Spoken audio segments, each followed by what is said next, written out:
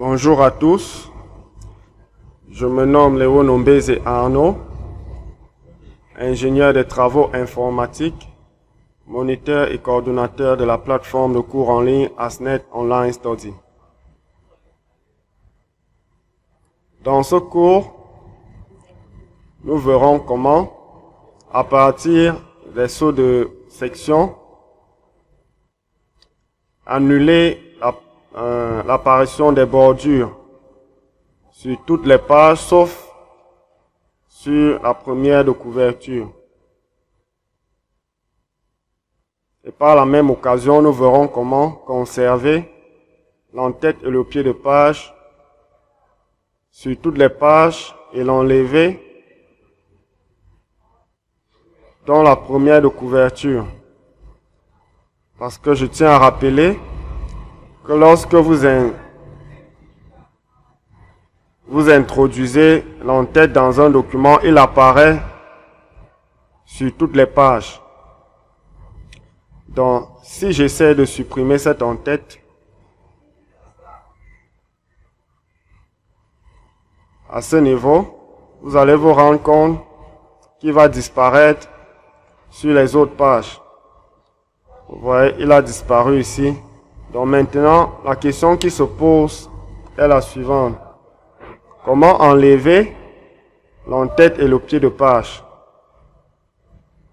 dans la première de couverture et la conserver dans les autres pages? C'est à cette question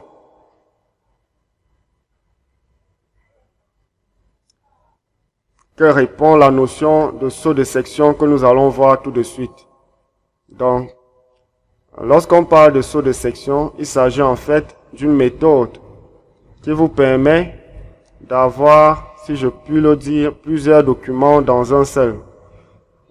En fait, vous avez plus un seul document et vous avez des pages qui sont indépendantes des autres, ou alors un groupe de pages qui est indépendant d'un autre groupe de pages. C'est la raison pour laquelle nous pouvons avoir les bordures pour une catégorie de pages, comme notre première de couverture, et l'enlever sur une autre catégorie de pages, c'est-à-dire le reste du document. Vous allez aussi peut-être vous rendre compte, lorsque vous parcourez des documents, vous allez voir certaines pages sont en portrait, comme c'est le cas chez nous. Et lorsque vous passez à une autre page, vous voyez, vous vous rendez compte que elle est en paysage. En fait, que d'autres pages sont en paysage. C'est toujours le même principe. Parce que si j'essaie de mettre mes pages en paysage, présentement, vous allez vous rendre compte que c'est toutes mes pages qui passent en paysage. Donc maintenant, lorsque j'ai un document et j'aimerais qu'une page particulière soit en paysage et les autres en portrait, je dois utiliser les sauts de section. Cela va permettre à ce que je puisse rendre ma page qui sera en paysage indépendante des autres. Donc je vais revenir. Après avoir expliqué la notion de saut de section, nous allons voir comment introduire un saut de section et comment nous rendre compte qu'effectivement elle a été introduite. Donc, déjà pour avoir accès au saut de section, nous devons nous rendre dans la rubrique mise en page. Lorsque nous sommes en mise en page, nous avons juste là en bas saut de page. Donc lorsque nous cliquons dessus, voilà, nous avons cette deuxième rubrique saut de section. Donc voilà comment nous pouvons parvenir à retrouver les sauts de section dans notre logiciel MS Word. Donc nous avons plusieurs façons d'insérer un saut de section, mais la méthode que j'utilise le plus, c'est la première page suivante. C'est-à-dire en fait qu'il s'agit d'identifier la page qui sera différente des autres. Pour notre cas, c'est la première de couverture. Donc je place mon curseur sur cette page-là. Et puis, je viens appliquer un saut de section. Mais avant de le faire, je tiens d'abord à préciser une chose. Lorsque nous entrons présentement dans l'entête ou le pied de page, nous voyons simplement écrit pied de page. On ne nous précise pas dans quelle section on se trouve. Parce que le logiciel Word considère que tout le document se trouve dans une seule section. Lorsque nous allons introduire une nouvelle section, il va préciser à ce niveau, par exemple, que nous sommes dans le pied de page de la section 1. Et ici, nous sommes dans l'entête de la section 2. Parce qu'effectivement, à partir de ce moment, notre document contiendra 2 sections. Donc sans plus tarder, nous revenons et nous allons essayer d'introduire notre section. Donc pour ce faire, je place mon curseur à ce niveau, juste en bas. Et lorsque je reviens, donc il faut vous rassurer que le curseur ne se trouve pas dans une zone de texte. Donc placez le curseur sur la page. Mais donc je viens à mise en page, saut de page, page suivante. Donc je clique dessus. Voilà. La première chose qu'on peut constater, c'est qu'il y a ce décalage. C'est-à-dire notre année scolaire se retrouve en bas. Donc pour arranger cela, c'est simple. Je vais juste le porter et le repositionner à ce niveau. Je vais faire la même chose pour le titre sommaire. Donc lorsque maintenant j'accède à ce pied de page, vous allez bien constater. Après avoir mis pied de page, on nous précise la section, ce qui n'était pas le cas avant. Si j'ai ma section 1, pied de page de la section 1, et ici en tête section 2. Donc ça c'est la première chose qu'il faut faire, c'est-à-dire isoler la première de couverture dans une seule section. Et si j'ajoute une autre page, c'est présentement mon document n'a que 2 pages. Si j'ajoute une 3e page, comme ceci, et que j'entre dans l'entête, voilà, vous allez vous rendre compte que je suis toujours dans la section 2. Donc, même s'il fallait ajouter 100 pages par la suite, je serai toujours dans la section 2, parce que je n'ai pas encore créé une 3e section. Donc, j'ai ma première de couverture dans la section 1 et le reste de mon document dans la section 2. Ça, c'est la première chose. Donc, avant de continuer, je vais faire un copier-coller pour mettre un titre à ma 3e page. Donc, je copie, je colle ici en bas, je mets dédicace. Pour ne pas avoir à ressaisir, à reconstituer le même modèle de forme. Donc, je disais la première étape est passée. Maintenant, comment faire? Si je reviens dans mon en-tête ici et que je supprime, vous allez vous rendre compte qu'il disparaît toujours en bas. Donc, mon problème n'est pas toujours résolu. Donc, je reviens là. Donc, comment faire maintenant pour faire disparaître l'en-tête et le pied de page dans la première de couverture et de les conserver dans le reste du document? C'est très simple. Donc, vous faites un double clic.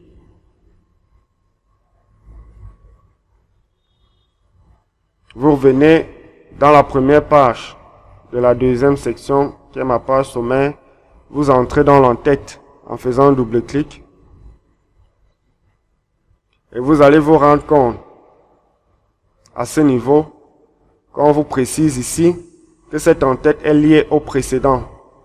En fait, c'est ce lien qui fait en sorte que lorsqu'on introduit l'entête dans une page, elle apparaît dans les autres pages. Donc nous allons désactiver ce lien qui consiste en fait à rompre le lien entre l'entête de la section 2 et de la section 1.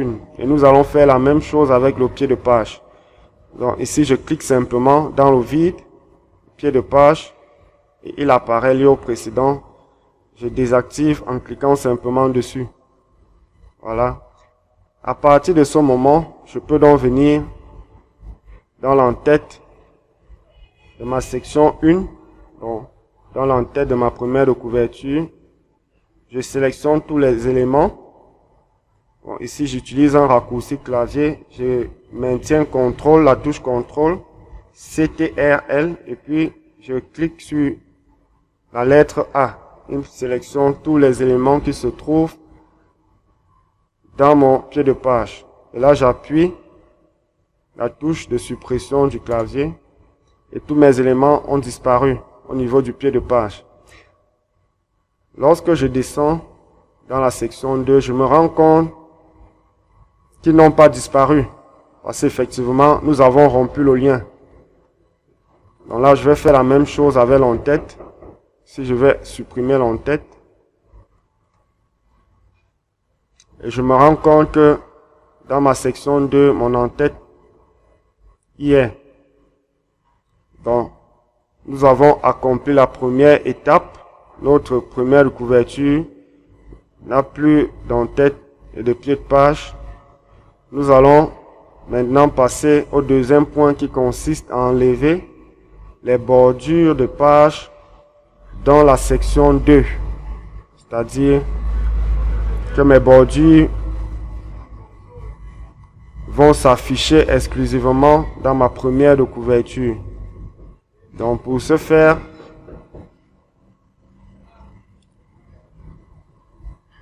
je vais me positionner dans ma première de couverture, aller à création, bordure de page, voilà. Donc lorsqu'on introduisait notre bordure à ce niveau appliqué à, vous voyez bien qu'on a mentionné à tout le document. C'est la raison pour laquelle cette bordure se retrouve partout. Donc ici, je vais dérouler et préciser qu'il s'agit, on aimerait juste que ça s'affiche à cette section et préciser uniquement la première page. Lorsque je sélectionne, je valide. Je me rends compte que la bordure est toujours présente, donc je reviens au niveau de ma deuxième section, je place le curseur, et je vais toujours à bordure. Ici, je vais préciser que je veux appliquer à cette section. Et qu'est-ce que je veux appliquer? Aucune bordure. Aucune bordure à cette section. Donc lorsque je valide, voilà, je me rends compte effectivement que ma bordure est conservée exclusivement au niveau de ma première de couverture et le reste de mon document n'a aucune bordure. Donc, vous pouvez déjà vous rendre compte que notre document prend forme. Nous avons notre première de couverture dans la première page et à partir de la deuxième page, nous avons notre en-tête, pied de page, et puis il ne s'y trouve aucune bordure. Donc vous pouvez reprendre cet exercice en suivant la vidéo pas à pas et en essayant de pratiquer pareillement sur votre ordinateur. Pour ceux qui sont inscrits dans la plateforme, nous allons programmer une séance de travail sur Zoom pour permettre à ce que on puisse le faire ensemble. Parce que c'est une notion qui dérange beaucoup de gens. Et comme notre objectif est de vous permettre de maîtriser ces outils, nous n'allons pas nous arrêter qu'à cette vidéo. Nous allons essayer de le faire ensemble. Donc, dans la prochaine vidéo, nous verrons comment introduire une table de matière ou un sommaire automatique. Donc nous allons ajouter des éléments à notre document pour qu'il ressemble effectivement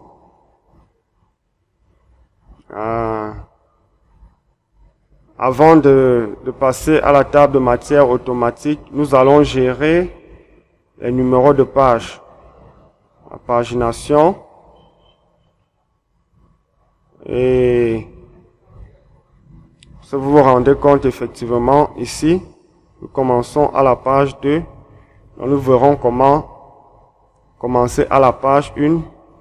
Et en plus de cela, comment changer les types de numérotation. Comment passer par exemple des chiffres romains aux chiffres normaux. Donc là, nous verrons cela à la prochaine leçon. C'est après cette leçon que nous verrons comment introduire un sommaire automatique de façon automatique, pareillement pour une table de matière.